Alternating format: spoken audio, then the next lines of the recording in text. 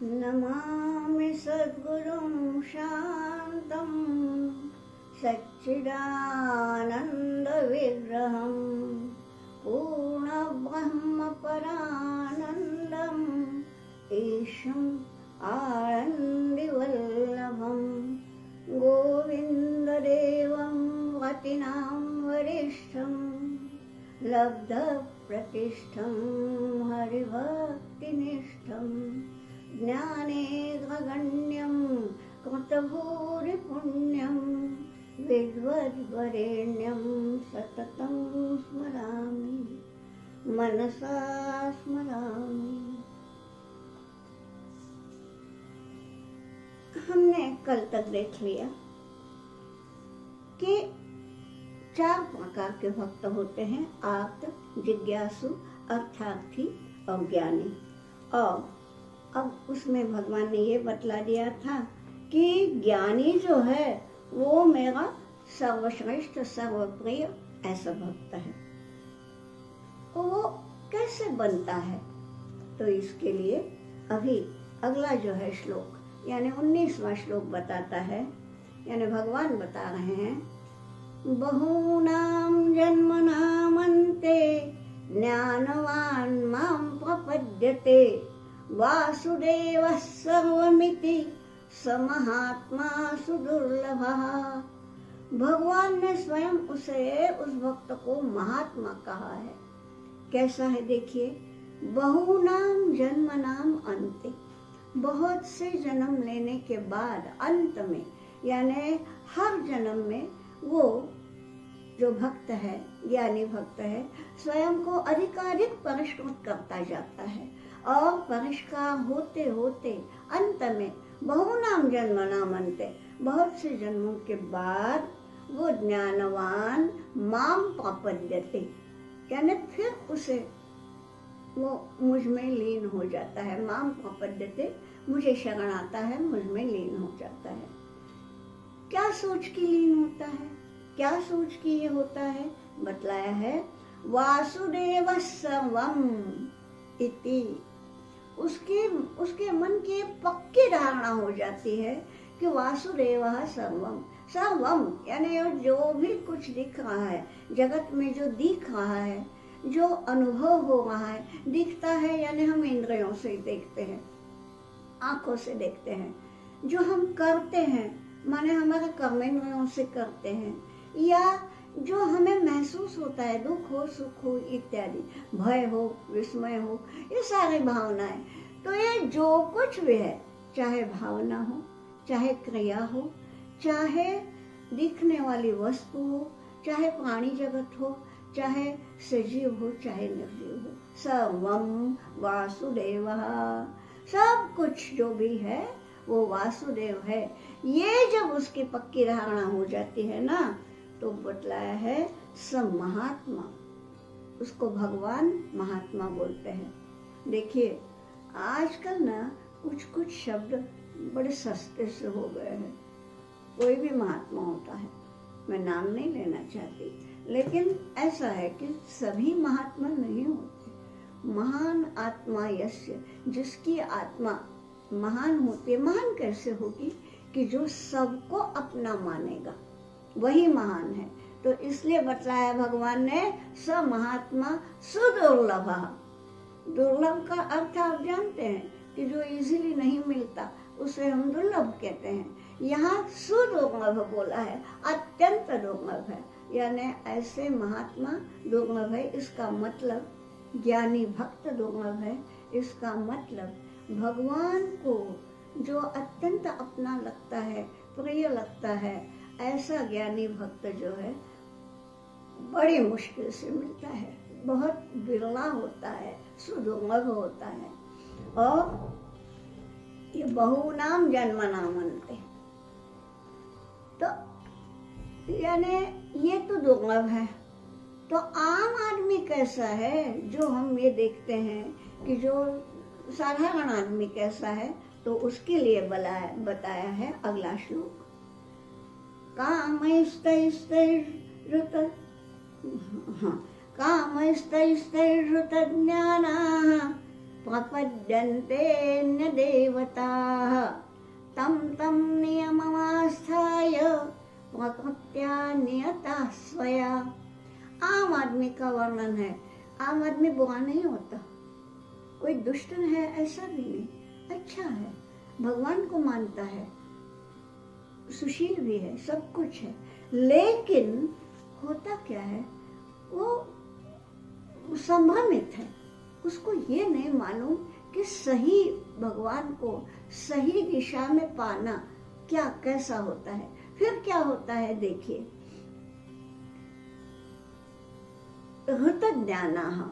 ज्ञान शब्द बतलाया है कि जिनका ज्ञान जो है ना वो अपहृत हो जाता है। अपहृत होना है ना अपहरण होना, तो जिनका ज्ञान निकल जाता है, मतलब भगवान ने तो हमको बुद्धि दी है, लेकिन ये उसका पूरी तरह से सही दिशा में ज्ञान नहीं पा सकते।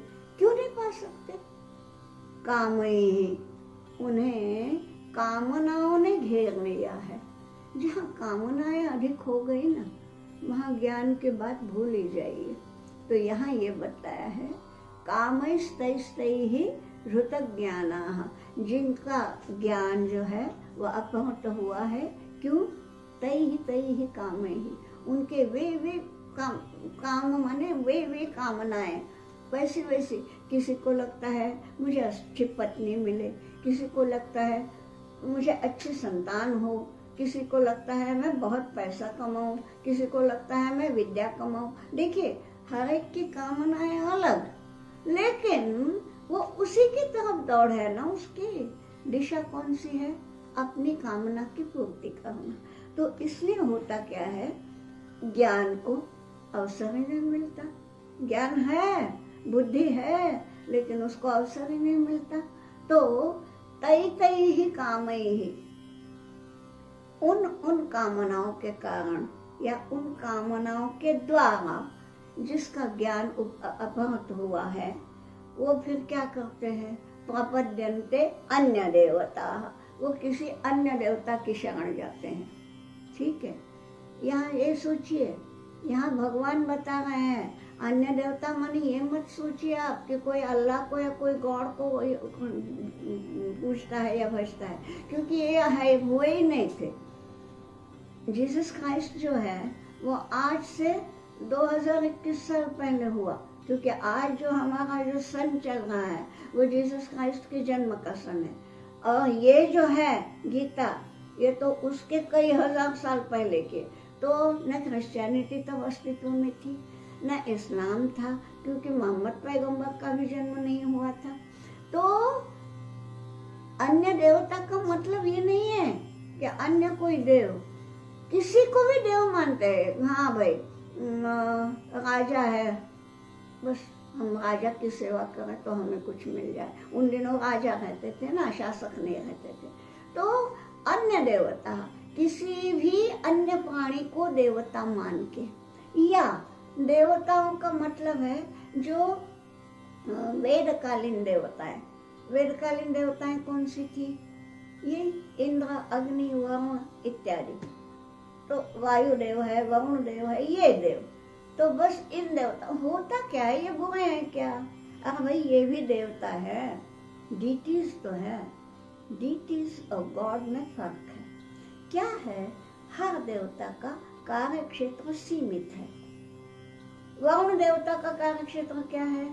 अच्छे से बारिश देना। ठीक है, तो अब वही कामना है। मान लीजिए कोई किसान है, उसको लगता है कि हाँ भाई मेरा फसल अच्छी आ जाए, तो वो किसकी सेवा करेगा, किसकी भक्ति करेगा? वरुण देवता की। तो क्या है, उतना ही हो गया ना, उसका सर्वांगीण विकास नहीं हो सकता।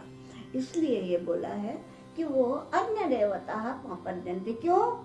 कामैः तैः, उन कामनाओं से वशीभूत होकर, हृतक ज्ञान होकर, यानी ज्ञान का अपहरण होने के बाद वे अन्य देवता प्रपद्यन्ते, वे अन्य किसी देवताओं से शरण जाते हैं और फिर तम नियममास्थाय, उस नियम का पालन करके, हाँ भाई मैं वरुण देवता का भक्त हूँ, तो वरुण देवता को ये अच्छा नहीं लगता, तो तो मैं ऐसा नहीं कहूँगा। तो मतलब सब कुछ सीमित हो गया। कोई यदि कहते हैं कि हमारे ये भगवान है और उन्हें ये अच्छा नहीं लगता, अब मैं बोलना तो नहीं चाहती, गीता जी का पवित्र विषय है, लेकिन जो कहते हैं कि हमारा ही पंथ या हमारा ही संप्रदाय अच्छा है और जो इसको नहीं मानते उनको काफिर व जहन्नम जाने दीजिए। जो काफिर है माने जो कुफ्र करता है, तो अब ये उसकी पंक्ति है हदीस की, तो जाने दीजिए। आप सब लोग उससे परिचित भी नहीं है और ना भी हो तो अच्छा है। तो बात यह है, ऐसा कभी भगवान कहेंगे ही नहीं। भगवान सीमित नहीं है, भगवान सबके है। और हमारी संस्कृति यही बताती है कि सर्वे सुखिनः भवन्तु, सर्वे निरामयाः भवन्तु। सर्वे में ऐसा नहीं बोला है कि केवल हिंदू ही सुखी हो, केवल हिंदू ही निरामय हो। ऐसा इतना संकुचित, इतना सीमित हमारा विचार नहीं है। हम जो है ना सबको आगोश में लेके चलने वाले हैं। तो इसलिए यहाँ बताया है कि तम तम नियम आस्थाय, उनके उनके नियम। हमारे संप्रदाय में ऐसा नहीं है, हमारा संप्रदाय में ऐसा ही है। अरे बाकी का पहले ऐसा भी था, शैव और वैष्णव। शैव है तो भैया ऐसा ही गंध लगाएंगे ना, गलत कहा। शैव है तो ऐसा ही गंध लगाएंगे और वैष्णव है तो ऐसा ही लगाएंगे। लीजिए, अब गंध लगाने में भी तम तम नियम आस्था है। भगवान ये सब नहीं देखते।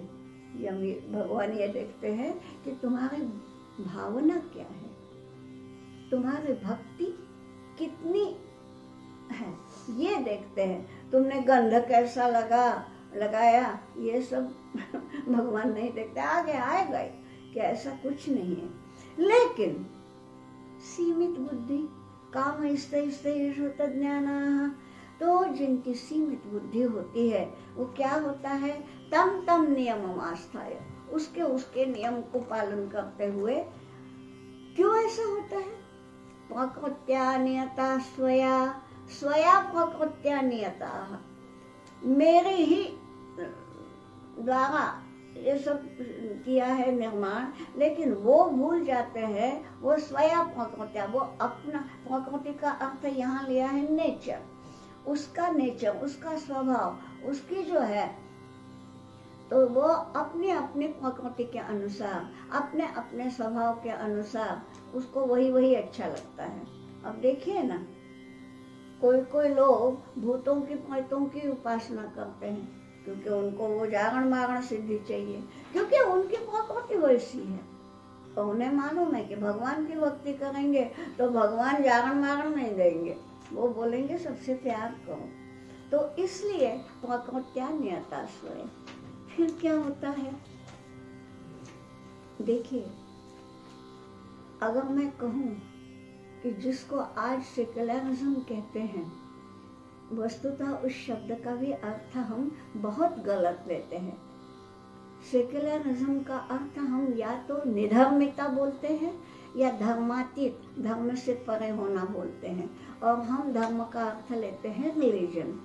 अगर आप सही माने में ऑक्सफोर्ड या इसकी डिक्शनरी देखिए, उसमें सेक्युलर का अर्थ क्या है? सेक्युलर का अर्थ है जो किसी चर्च से संबंधित नहीं, किसी विशिष्ट चर्च से, मेथोडिस्ट या प्रोटेस्टेंट या ऐसे किसी विशेष चर्च से जो संबद्ध नहीं, उसको सेक्युलर कहा गया है। ठीक?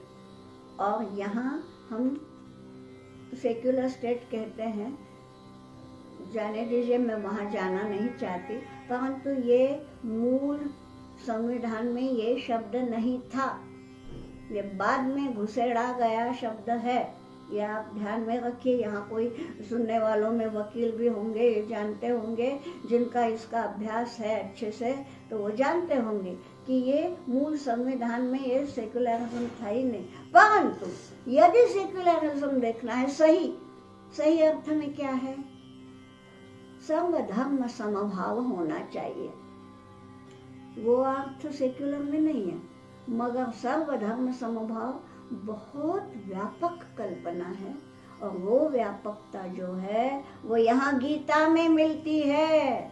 ये देखिए क्या बतलाया है, अगला श्लोक देखिए, 21वां श्लोक है, यो यो याम याम तनुम भक्तः श्रद्धयार्चितुमिच्छति तस्य तस्याचलां श्रद्धां तामेव विदधाम्यहम्। क्या प्रतिज्ञा है भगवान की, देखिए, यो यो यानी जो जो, याम याम तनु जिस जिस तनु को, तनु यानी देह, देह माने मूर्ति, जो जो जिस जिस मूर्ति में भगवान देखना चाहता है, देखिए इससे अधिक सर्वधर्म समभाव कहीं नहीं मिलेगा। क्या बतलाया है, यो भक्तः, यो यो भक्तः, जो जो कोई भक्त हो, याम याम तनु जिस जिस मूर्ति को, श्रद्धया अर्चितुम इच्छति जिस जिस मूर्ति को श्रद्धा पूर्वक पूजना चाहता है, अर्चना करना चाहता है, जिस जिस मूर्ति की श्रद्धा पूर्वक उपासना आराधना करना जो जो भक्त चाहता है, तस्य तस्य उसको अचलाम श्रद्धाम तामेव विदधाम्यहम्, उसी को मैं क्या करता हूँ, ठीक है भाई, ताम एवं अचलाम श्रद्धाम, हाँ भाई तुम्हारे वहां श्रद्धा है ना, ठीक है, उसी को कहो अचल रहो, ताम ताम एवं अचलाम श्रद्धाम, वो जो श्रद्धा है वो अचल रहे।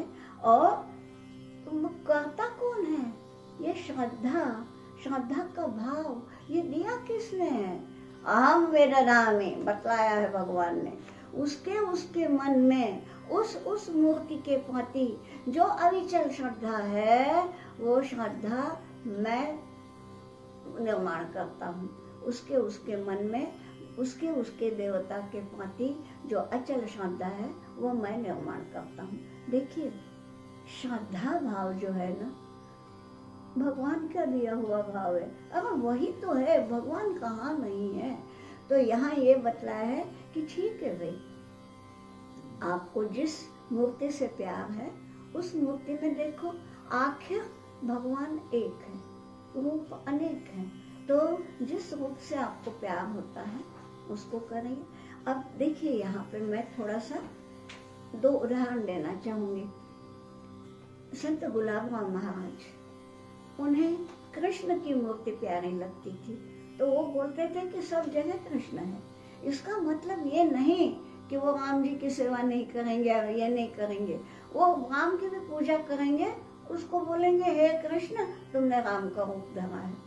यानी ये देखिए, वासुदेवानंद सरस्वती जो थे वो दत्त के भक्त थे, तो वो क्या करते थे, सब जगह दत्त है, मगर यो यो याम याम तनुम भक्तः श्रद्धया अर्चितुमिच्छति, जिस जिस देह को, जिस जिस मूर्ति को श्रद्धा पूर्वक भक्त पूजना चाहता है, उसकी उस श्रद्धा को मैं ही बढ़ावा देता हूँ।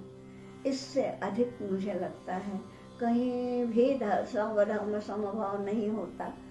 यानी आप किसी भी, अगर कोई बोलता है कि हाँ भाई, आज की बात कर रही हूँ, भगवान के समय तो थे नहीं, पर आज भी कोई कहता है कि हाँ भाई अल्लाह का रूप अच्छा लगता है, मैं 5 दफा नमाज पढ़ूंगा, बुआ नहीं है, गीता जी उसको मना नहीं करती। और आपको मालूम होगा कि ऐसे कई पंच नमाजी हैं जो अच्छी तरह के भक्त हैं, और वो कभी भी ये आतंकवाद, ये इस प्रकार का नहीं करेंगे, क्योंकि वो भक्त है। और मूर्ति जो है वो कुछ भी हो, अल्लाह की हो, क्राइस्ट की हो, मूर्ति कुछ भी हो, बात ये है कि ये सारे जो रूप हैं वो भगवान के ही हैं, और भगवान अंत में एक ही है, वो ईश्वर है, उसका स्वयं का कोई रूप नहीं है। भक्त जिस रूप में देखना चाहता है वो रूप धारण कर लेता है। होता क्या है, आज ये आतंकवाद क्यों फैला है, भगवान का जो संदेश है ना, उसको ही नहीं वो सुन पाते। कोई भी, चाहे वो पैगंबर हो, चाहे वो बुद्ध हो, चाहे वो जिन हो, चाहे वो क्राइस्ट हो, किसी ने भी ये नहीं कहा कि तुम आतंक फैलाओ, हिंसा करो, जबरदस्ती धर्म परिवर्तन करो, किसी ने नहीं कहा। क्योंकि ये सारे जो रूप है ना, ये उसी भगवान के हैं। असल बात ये है कि वो संदेश को समझ ही नहीं पाते, और जिसको हम अंधा, धर्मांधता जिसको बोलते हैं, एक अंधा अभिनिवेश, हाँ ऐसा करने से हम अपने धर्म की सेवा करते हैं, ये गलत है। ये समझने के लिए हर एक ने गीता पढ़नी चाहिए, चाहे वो राम को पूछता हो, चाहे कृष्ण को, चाहे देवी को, चाहे अल्लाह को, चाहे गॉड को, कुछ भी हो, गीता सबके लिए है। गीता उसने पढ़नी चाहिए। ये यहाँ बताया है कि यो यो याम याम तनुम भक्तः श्रद्धयार्चितुम् इच्छति तस्य तस्याचलां श्रद्धां तामेव वेदधाम्यहम्। इससे बढ़कर कोई हो ही नहीं सकता। ठीक है, फिर क्या बतलाया आगे? अगला श्लोक है, सतया श्रद्धया युक्तस् तस्याराधनमीहते लभते च ततः कामान् मयैव विहितान् हितान्। अब श्रद्धा तो मैं निर्माण कर देता हूँ उनके मन में, और वो श्रद्धा पूर्वक उस रूप का अर्चन करते हैं, उस रूप की आराधना करते हैं। और फिर क्या होता है देखिए, स माने वो भक्त जिसके भीतर मैंने श्रद्धा अर्पण कर दी, श्रद्धा पैदा कर दी है, तो वो भक्त क्या करता है, तया श्रद्धया युक्तः, उस श्रद्धा से युक्त होकर तस्य आराधनम ईहते, उसकी आराधना की इच्छा करता है। ठीक है, जिस देवता के प्रति उसकी श्रद्धा है उसकी आराधना वो करता है। और फिर क्या होता है, लभते च ततः कामन, फिर कामन लभते, जो जो कामना उसने की हुई होती है कि मैं इस भगवान की ऐसी आराधना करूं, उसके बाद मेरी ये जो कामना है उसकी पूर्ति होगी, तो ततः कामन लभते, उन कामनाओं की भी पूर्ति होती है।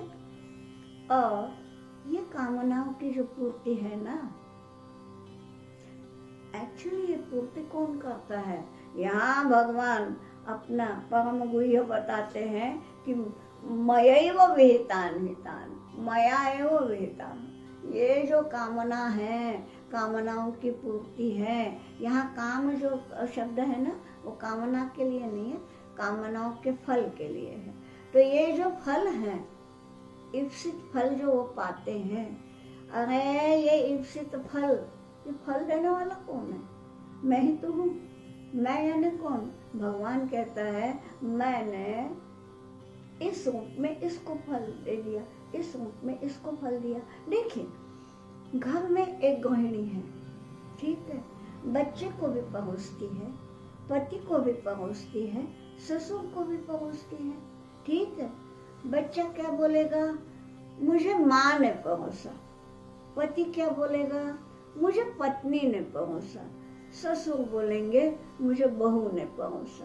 देखिए, परोसने वाली एक है। हर एक ने कौन सा रूप देखा? एक ने बहू का देखा, एक ने माँ का देखा, है ना? तो देने वाला तो वही है भाई। यहाँ ये बतलाया है कि ये जो फल मिलता है कामनाओं का, वो देने वाला मैं ही हूँ। लेकिन वो जो भक्त है, वो मुझे जिस रूप में देखता है उस रूप में मैं दे देता हूँ। ठीक, तो यहाँ ये है लभते च ततः कामान मयैव विहितान् हितान्। लेकिन ये फल होते कैसे हैं? देखिए, जो आदमी, जो भक्त जिस रूप में भगवान को पूजता है, वो यही सोचेगा ना, जैसे मैंने अभी कहा कि किसान है तो वरुण देवता को बोलेगा कि मुझे ठीक समय पर, ठीक उचित मात्रा में बारिश दे दो, ठीक समय पर दो, उचित मात्रा में दो। ठीक है, क्यों? क्योंकि उसको मालूम है कि वरुण देवता बरसाना ये जो है ये तो वरुण देवता का क्षेत्र है, तो वो उतना ही है, सीमित है।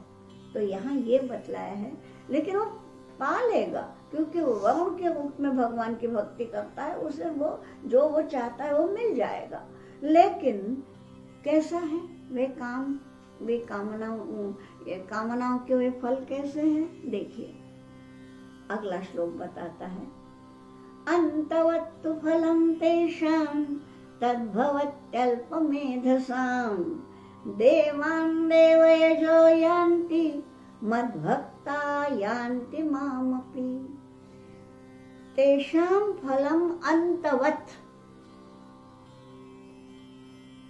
फल तो पाते हैं, भक्त ने भक्ति की है तो फल तो पाना ही पाना है, लेकिन ये फल जो है अंतवत है, यानी इस फल का कभी न कभी अंत होना ही है, शाश्वत नहीं है। जैसे किसान ने बोला बारिश हो जाए, ठीक है इस साल हो गई, अगले साल होगी ही थोड़ी है, तो अंतवत है। ये जो फल जो मिलता है कामनाओं का फल, ये फल अंतवत है। क्यों?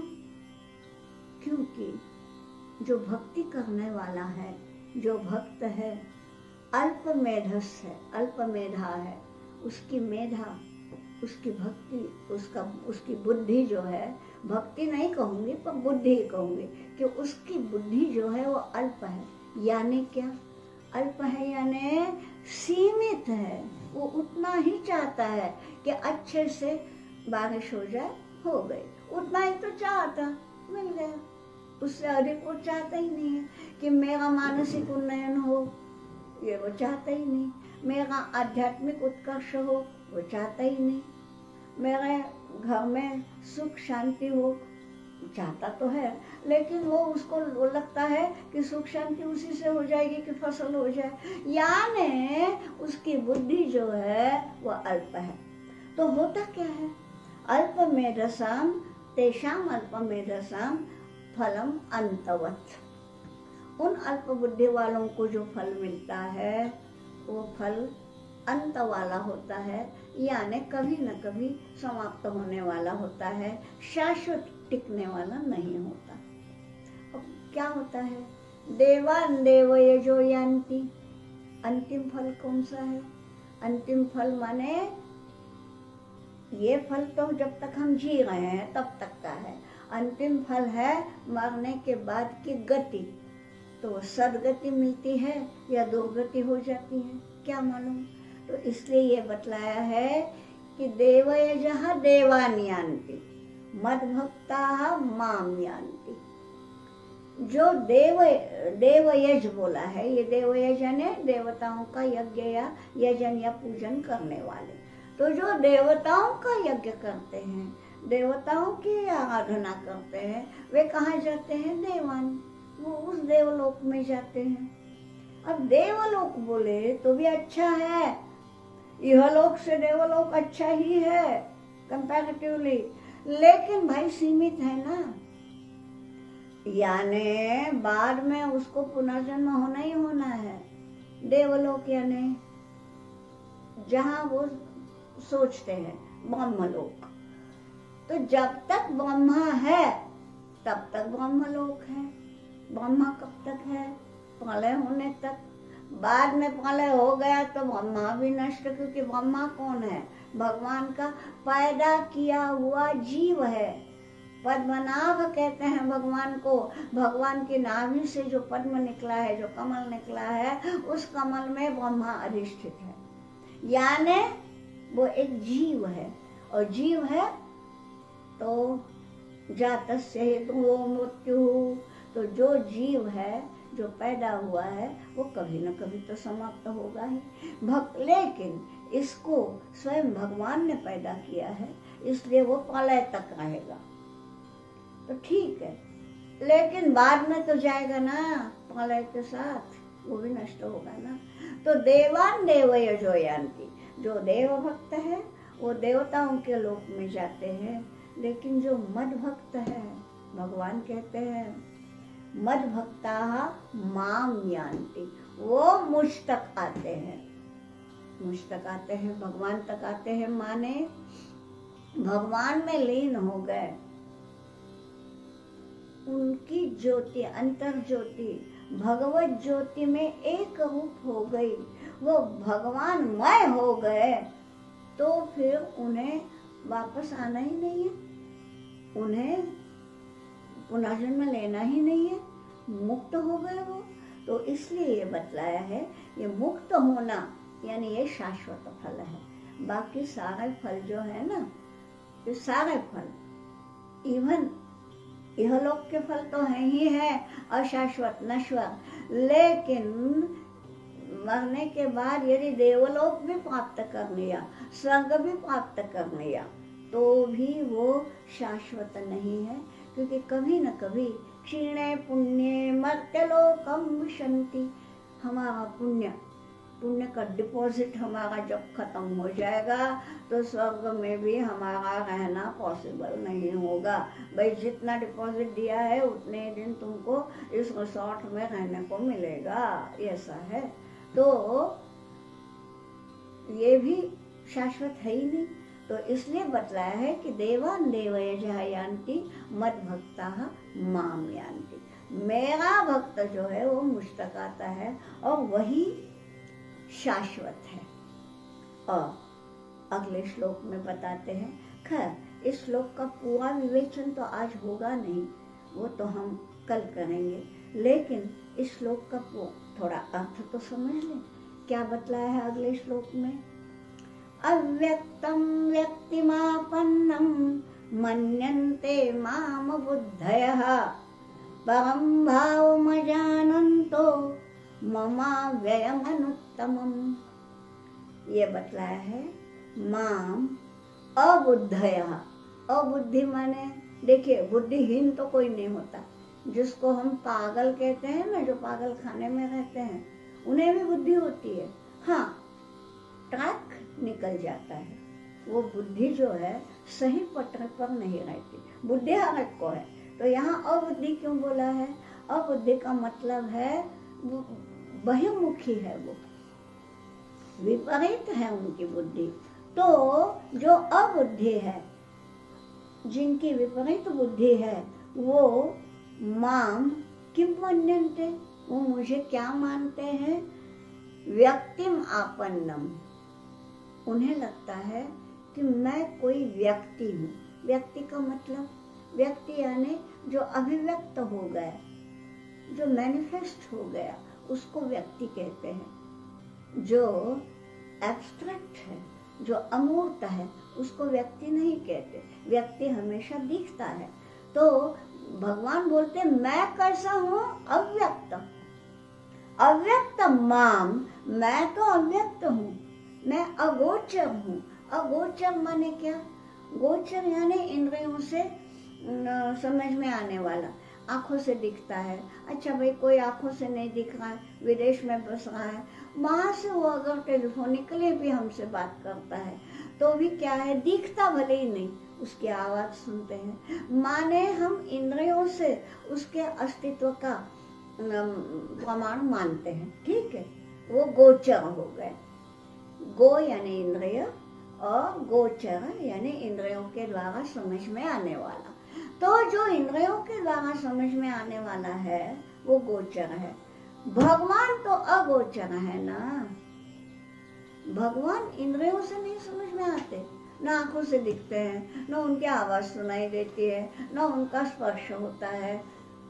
फिर वो जो है, ये जो छोटी छोटी मूर्ति में भगवान देखते हैं ना, ये है भगवत स्वरूप, ये है वो व्यक्तिम आपन्नम मन्यन्ते।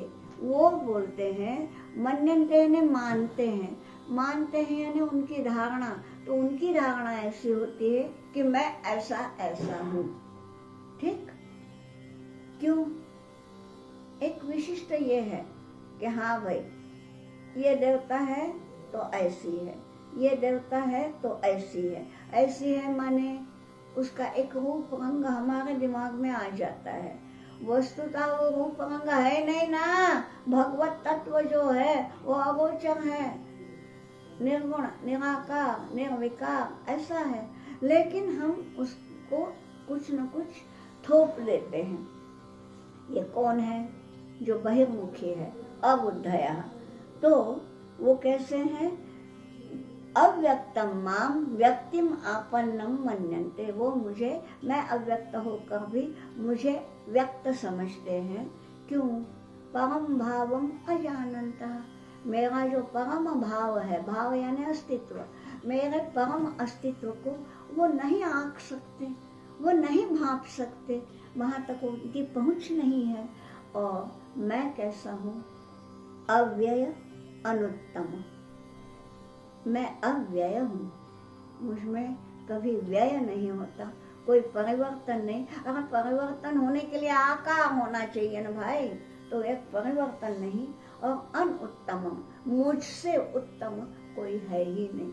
तो ये जो मैं हूँ, अव्यय, अव्यक्त, अनुत्तम, ये मुझको जानने की क्षमता जिनमें नहीं है, वे अबुद्धया, उन्हें अबुद्धि कहा है। जो बहिर्मुख है, तो वो परम भावम अजानन्तः, वो मेरे परम अस्तित्व को नहीं जान पाते, असमर्थ हैं, और इसलिए वो मुझे व्यक्त मानते हैं।